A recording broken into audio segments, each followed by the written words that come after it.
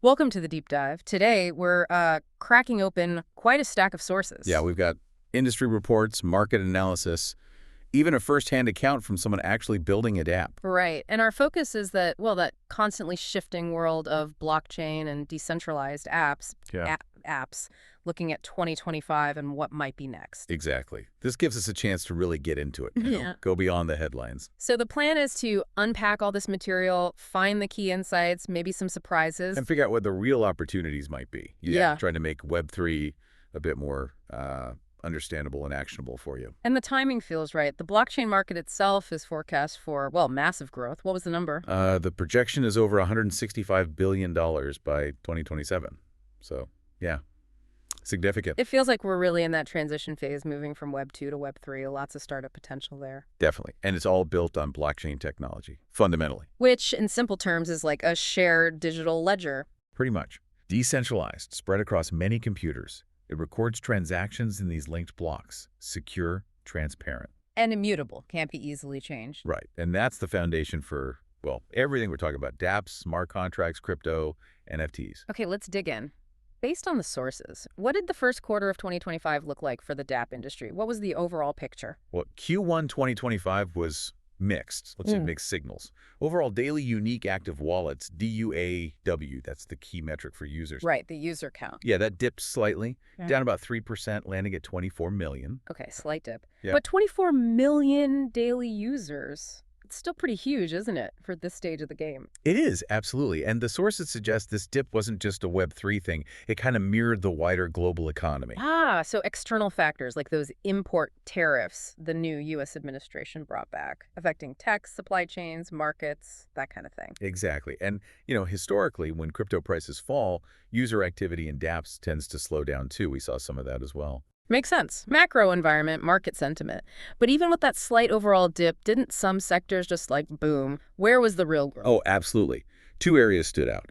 AI apps, they surged, up 29%, hitting 2.6 million daily active wallets. 29%. Wow. What's driving that?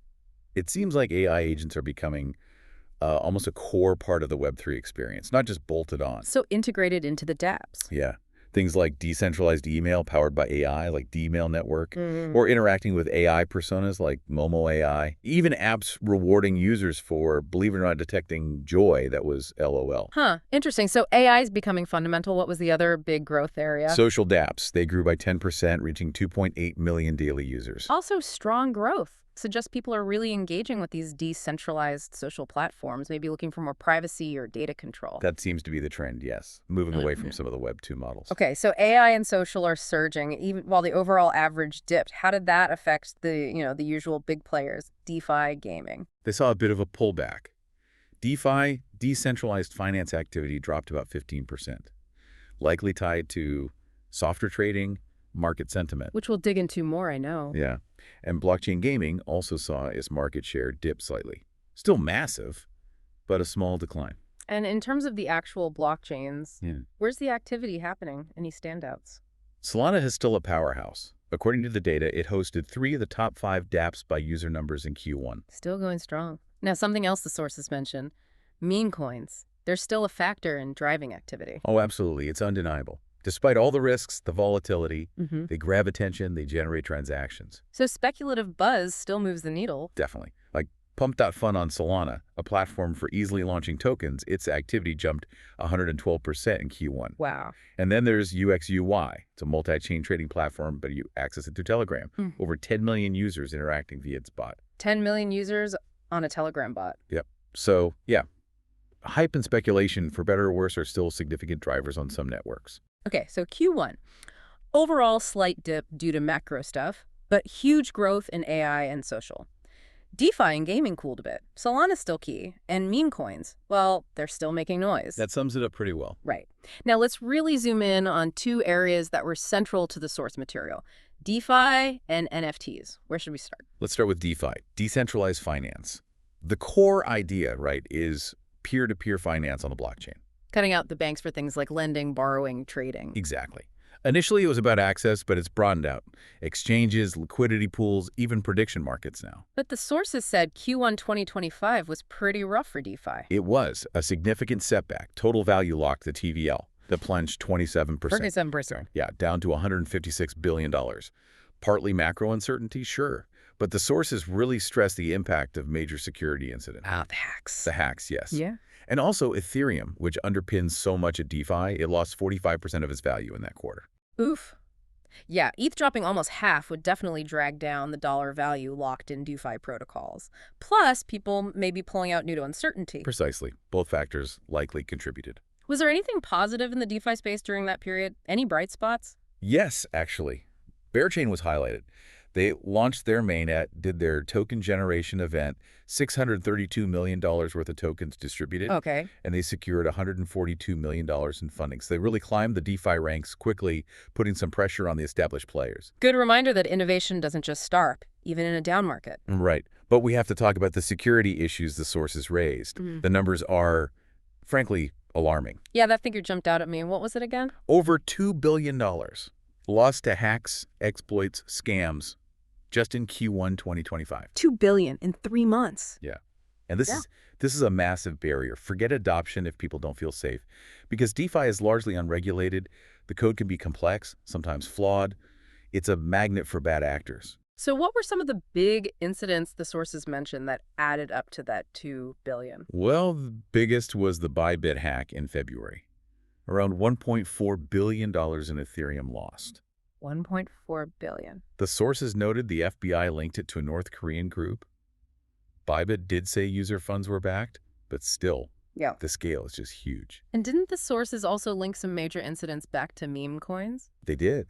And according to the material, these incidents raised some serious questions about, market manipulation and accountability. What specifically did they report? One source detailed a $250 million rug pull involving a coin called Libra, which they stated was promoted by Argentina's president, Javier Milei. Okay.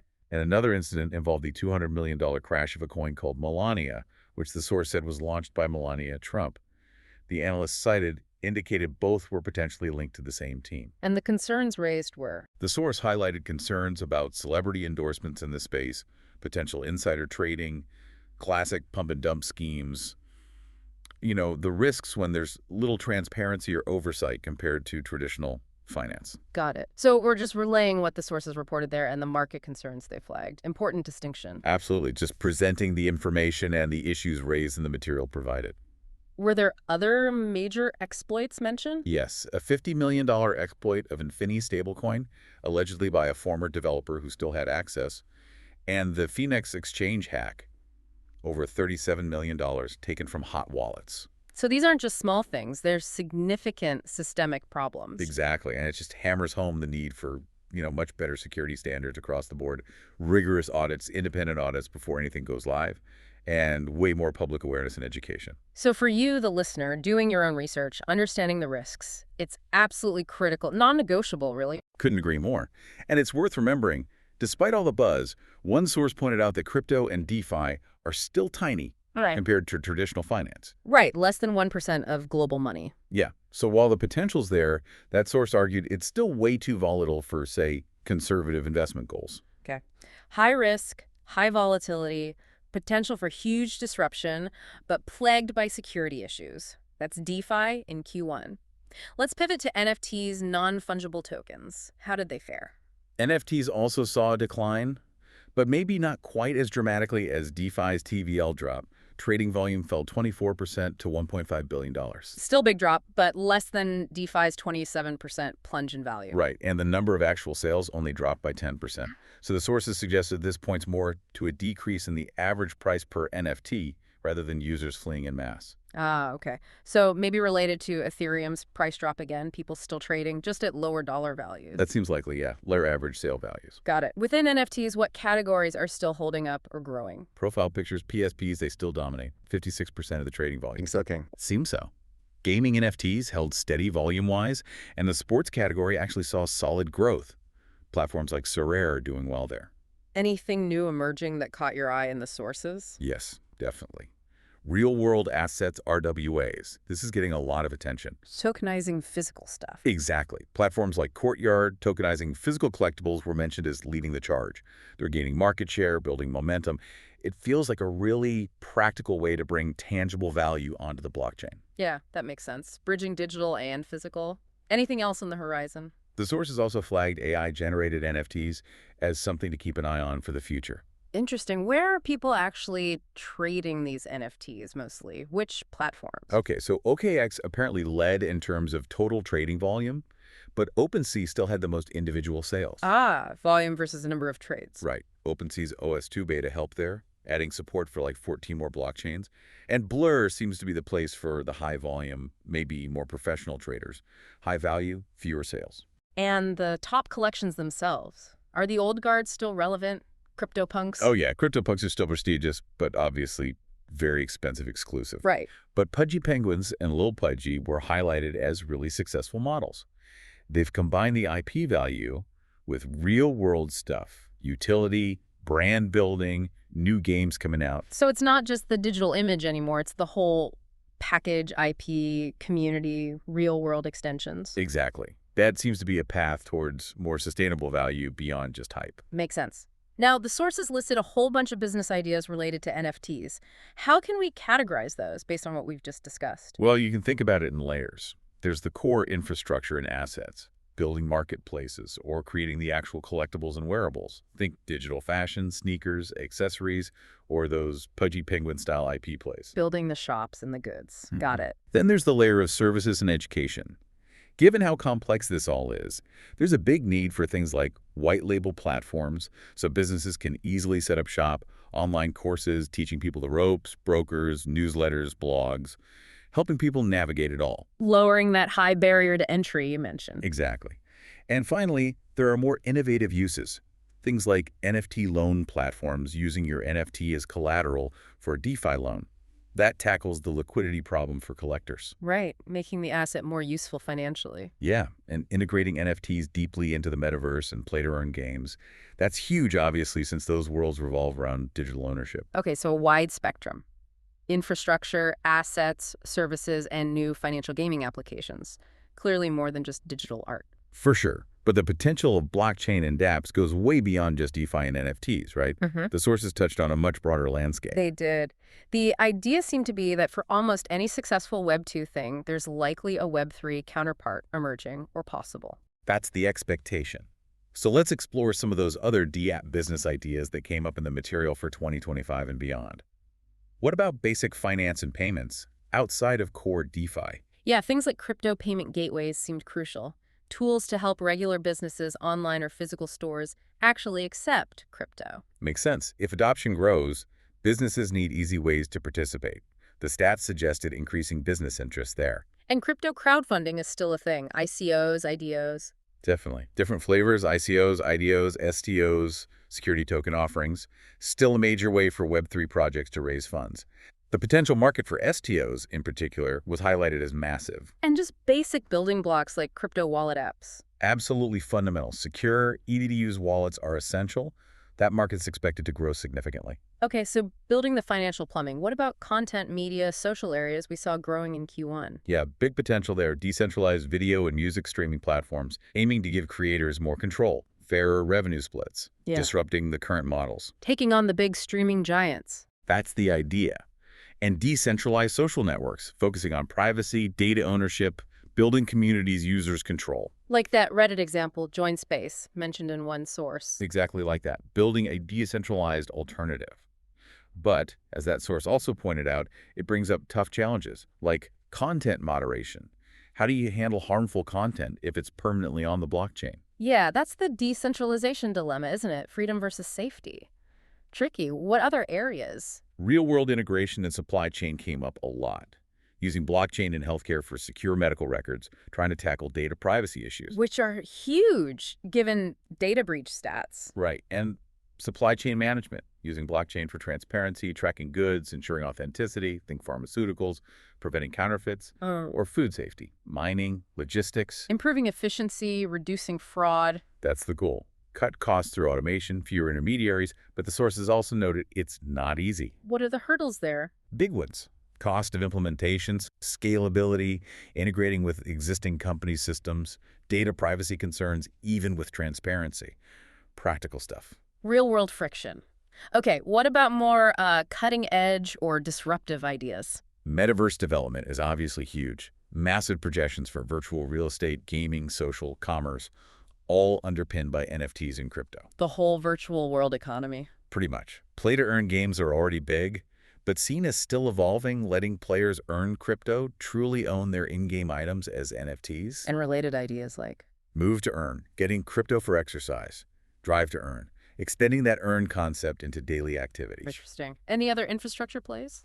Blockchain-based cloud storage was mentioned. Yeah. Decentralized storage, more privacy using peer-to-peer networks. Filecoin was an example. Good growth potential there. And providing services to builders? Yeah, blockchain as a service. What was this? Offering the tools and infrastructure for others to build dApps. Even big players like Microsoft Azure are getting into this space. Wow. Okay, the range is just incredible. Finance, content, supply chain, gaming, metaverse, infrastructure. It really does feel like a whole new digital layer being built. It does. But as we saw with that Q1 data and the security issues, it's not without its major challenges. Right. Let's quickly touch on that. What are the general steps for actually launching a dApp, according to the sources? And what are those big hurdles we keep circling back to? The steps are pretty logical. Analyze the idea, design the architecture, develop the smart contracts. The core logic on the blockchain. Exactly. Then build the user interface, the back end. Yeah. And then absolutely critical, get a smart contract audit. Cannot stress that enough, given the $2 billion figure. Absolutely. For security, reliability, then deployment, and ongoing maintenance. And the big challenges that kept coming up across all the sources. Okay, key ones. Technical hurdles, scaling blockchains for mass use, those sometimes crazy high gas fees, making the user experience smoother, like the Reddit post mentioned, avoiding constant wallet pop-ups. Friction points. Yeah. Then security risk, we've talked about. The hacks, exploits, scams, it's constant. Regulatory uncertainty is huge. Makes it hard for projects. Leaves users potentially exposed, as those meme coin examples suggested. Lack of clear rules. Right. Adoption barriers, just getting enough people and businesses using this stuff. Integration, especially for things like supply chain, fitting it into existing systems, and those really tricky issues like content moderation and preventing abuse on decentralized platforms. The sources acknowledge these are hard problems without easy answers yet. So yeah, incredible innovation, huge potential across so many areas, Yeah. but balanced against really significant technical, security, regulatory, and adoption hurdles. It's dynamic, to say the least. That's definitely the picture. Dynamic, rapidly evolving, AI, social, RWAs picking up steam, DeFi and NFTs maturing, maybe. New chains popping up. It's a lot. Well, this deep dive, pulling from all those sources, has definitely helped cut through some of the noise, highlighting the trends, the opportunities, and those crucial risks. It feels like a much clearer starting point for you, the listener, to understand where things might be heading. Hope so. That was the goal, distill the core insights from the material. So maybe a final thought for you to chew on after all this. Considering this rapid change, the scale of the security problems, the market swings we saw in Q1, how does Web3 actually achieve mainstream adoption? How does it balance those core ideals of decentralization with the very real, practical needs people have for security, for usability, for protection in the year ahead? That feels like the fundamental question.